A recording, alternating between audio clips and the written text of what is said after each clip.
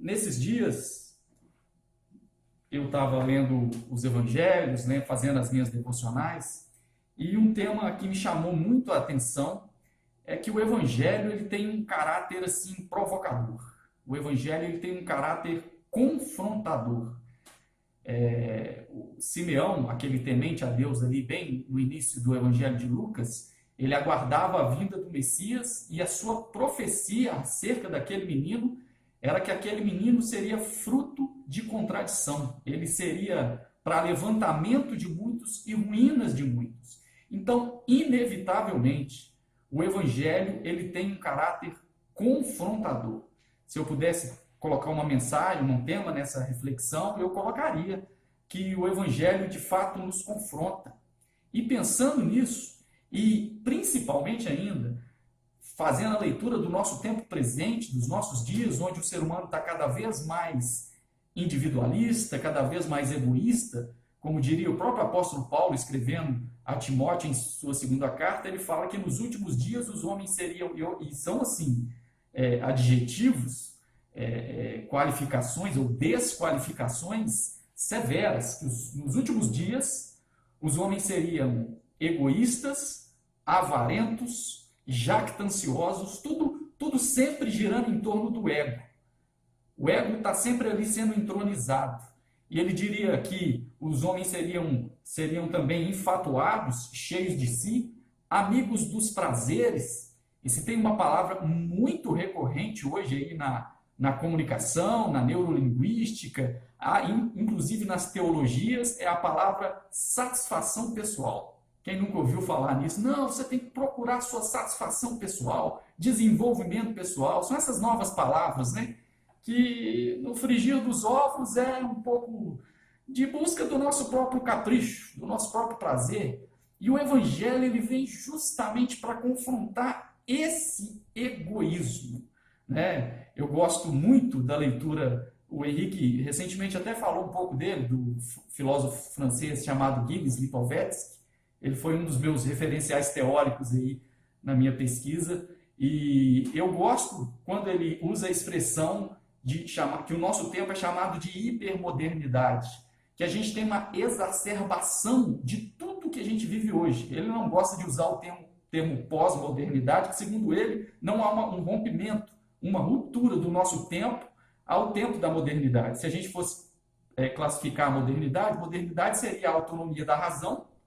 O mundo vivia num governo teocrático medieval, de repente o racionalismo traz a autonomia da razão e essa autonomia desemboca no individualismo. Agora, na hipermodernidade, a gente não tem uma ausência do individualismo, a gente tem o hiperindividualismo. E segundo esse autor, e que casa muito bem com o que o apóstolo Paulo disse, segundo esse autor, o hiperindividualismo desemboca no narcisismo. E esse narcisismo, essa adoração a si mesmo, essa busca à satisfação dos nossos próprios caprichos, isso milita frequentemente contra a proposta do Evangelho, que é justamente a abnegação, que é justamente o altruísmo. Então, meu querido irmão, inevitavelmente há uma espada de dois gumes no Evangelho, e que certamente ela vai te confrontar, certamente ela vai te provocar, certamente ela tem que te provocar, ela tem que trazer uma santa perturbação na sua alma para que você possa olhar para Cristo e nele ser transformado de glória em glória, como disse o apóstolo Paulo. E esse autor francês, esse filósofo, diz que essa busca pelo narcisismo desemboca em um outro problema também, que é o hiperconsumismo, nosso consumismo. Peraí, vou acabar falando em línguas aqui agora, por um trava-língua, né?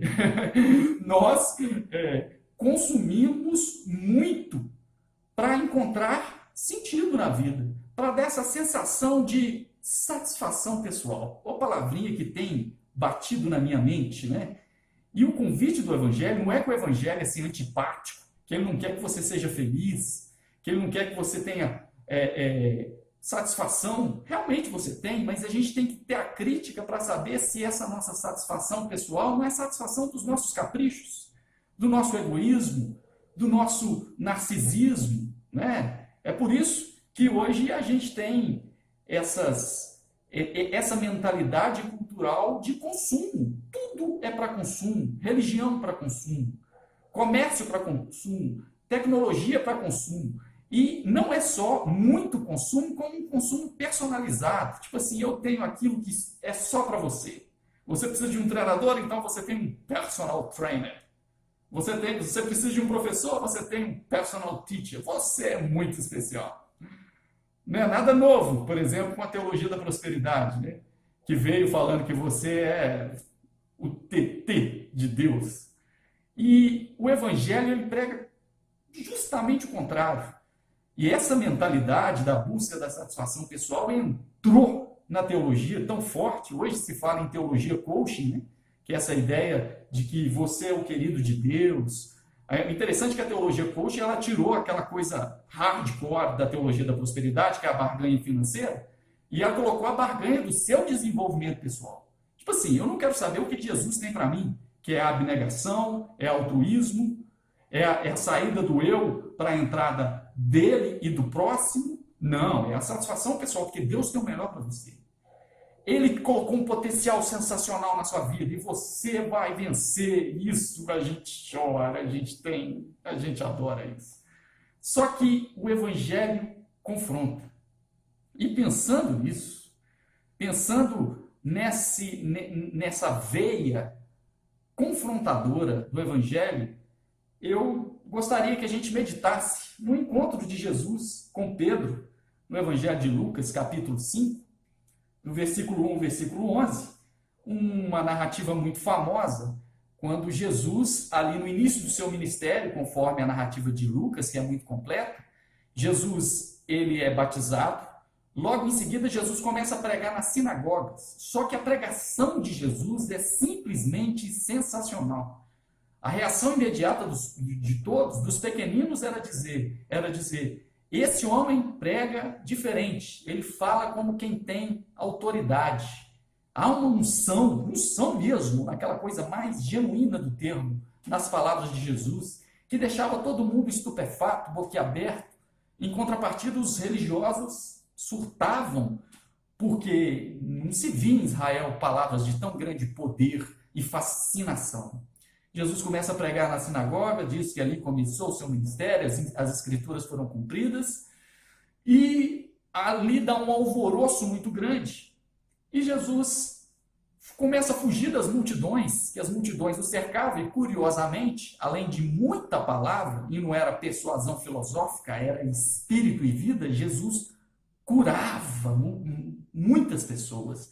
Multidões iam até a ele para ser curados. Isso é maravilhoso. O Evangelho tem essa veia do poder, da intervenção divina, do milagre, do socorro, da providência imediata. Não é só uma fundamentação lógica, é poder. E aí Jesus atrai muitas multidões.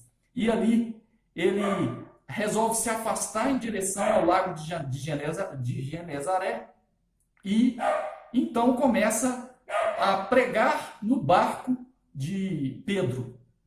E aí a gente vai ler o texto e vai trazer algumas coisas que eu gostaria que a gente guardasse no nosso coração para que você possa pensar aí no seu coração em que o Evangelho tem te confrontado, em que o Evangelho tem te provocado, em que o Evangelho tem te santamente perturbado. Não é uma mensagem legalista, não é uma mensagem moralista, mas é uma mensagem que diz respeito à nossa essência. Será que a gente não busca muitas vezes a Deus simplesmente por causa dos nossos caprichos, que a gente chama de satisfação pessoal? Ou se a gente está sendo transformado por essa palavra que desentrona o eu e entroniza Deus, entroniza o próximo, traz abnegação, que traz altruísmo. Vamos ler então Lucas capítulo 5, do versículo 11, e frisar algumas lições aqui. Estão me ouvindo bem aí? Dá um sinalzinho para a gente. Então, Deus é fiel. Parece que o Pix do dízimo chegou lá rapidinho. Lucas capítulo 5, versículo 1 ao 11. Aconteceu que ao apertá-lo a multidão para ouvir a palavra de Deus, estava ele junto ao lago de Genezaré e viu 2 barcos junto à praia no lago, mas os pescadores, havendo desembarcado, lavavam as redes, como de praxe, né? Entrando em um dos barcos, que era de Simão, pediu-lhe que o afastasse um pouco da praia e, assentando-se, ensinava do barco as multidões. Ensinava. Há uma ênfase exaustiva da pregação, da palavra genuína do Evangelho que passa pelo ensino. O evangelista Lucas fala com exaustão que Jesus ensinava nas sinagogas, ensinava nos montes, ensinava aqui, ensinava acolá. Há um lugar sagrado do ensino, do aconselhamento. Não é fazer escola, né? Não é conteúdo programático, é dar lugar para a ação do Espírito Santo por meio da palavra. E a palavra do Evangelho, né? Eu acho isso muito interessante porque enquanto Jesus está em cima do barco pregando, os discípulos ouviam e essa palavra vai penetrando nos corações. Versículo 4. Quando acabou de falar, disse a Simão: faze-te ao largo e lançai as vossas redes para pescar. Respondeu Simão: mestre, havendo trabalhado toda a noite, nada apanhamos, mas sob a sua palavra lançarei as redes. Lindo isso, né? Porque ele acabou de ouvir Jesus. Ele já tinha encontrado Jesus antes. Inclusive, Jesus foi lá curar a sua sogra, né? A narrativa mesmo, aqui no capítulo 4, fala que Jesus foi lá curar a sogra. Então, ele já tinha tido algum encontro com Jesus. Mas agora, ele ouviu de camarote o ensino de Jesus e aquilo ardeu o coração.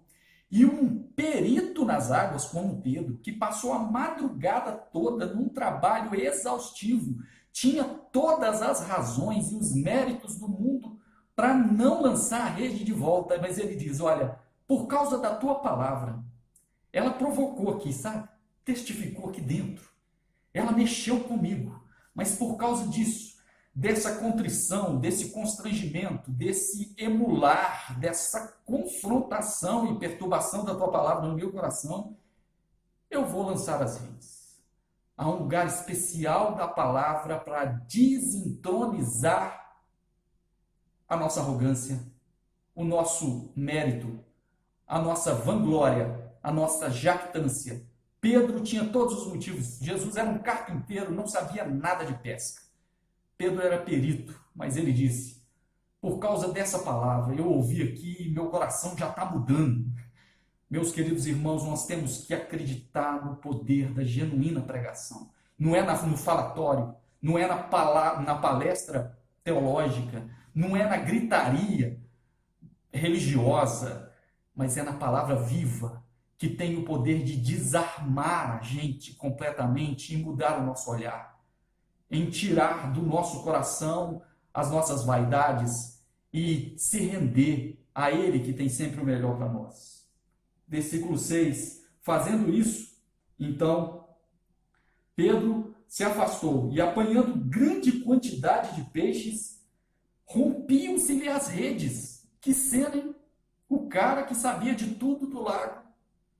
De repente, sai de lá com a cara grande e com as redes lotadas de peixes. Versículo 7, então fizeram sinais aos companheiros de outro barco para que fossem ajudá-los. Que abundância, que avivamento, né? Genuíno. E então foram e encheram ambos os barcos ao ponto de quase ir a pique. Pedro não sabe de nada, né? Jesus tinha razão. Vendo isso, Pedro tem uma das declarações que todos nós temos que ter diante da confrontação do Evangelho. Disse Pedro, prostrou-se aos pés de Jesus, dizendo, Senhor, retira-te de mim, porque sou pecador. A palavra pregada, associada à vida que ela provoca, e a vida aqui foi uma provisão imediata de uma pesca maravilhosa, nunca antes vista por um pescador experiente.